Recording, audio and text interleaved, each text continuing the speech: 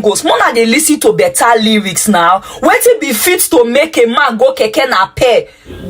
Small Twe Twe where everybody they manage to reach Davido turn, he come turn the song upside down. Davido, you know say you get flock voice, you know say you know Sabi this music thing, why you come enter?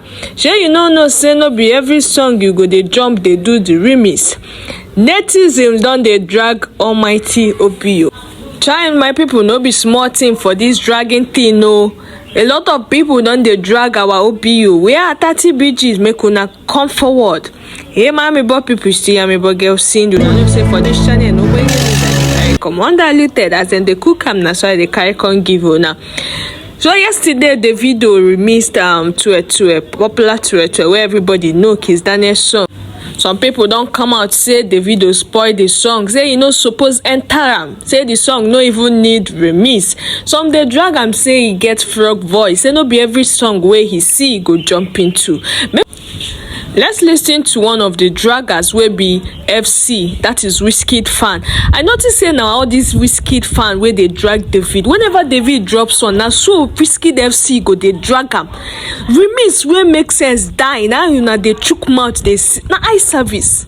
Make we shall listen to it in this girl talk. God, 30 bingos. Mona dey listen to better lyrics now. Wetin be fit to make a man go keke nape?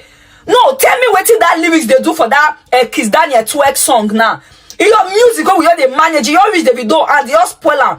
You know they see pop, see music. Diamonds on my rings, diamonds on my PK. I dey wait for the kele we go come and play. You know big wiz, yeah, my life so crazy. I've been rapping for the get a long time, you don't tame. Yeah, my day grind here for days. What I don't feel, what you feel, that is saying the silly lyrics.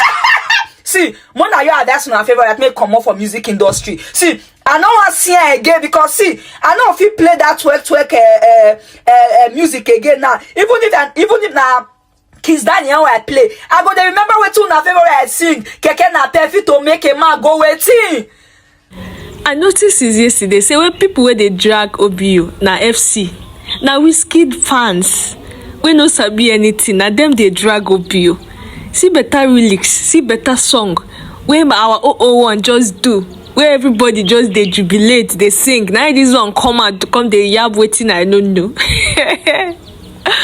All this FC make una rest. Get many soon now. Make prayers they work for una head. Rest, Kwan. I mean, my people wait till I think. Drop your opinion for comment section. Do you think this song, this Davido remix on Twe Twe is good? Rate his performance 1/10. I will play the music now. You listen to it and rate him. Don't forget to see Amebo girl seeing when I know say for this channel. No when news that they carry come undiluted as in the cook am na so they carry come give you now.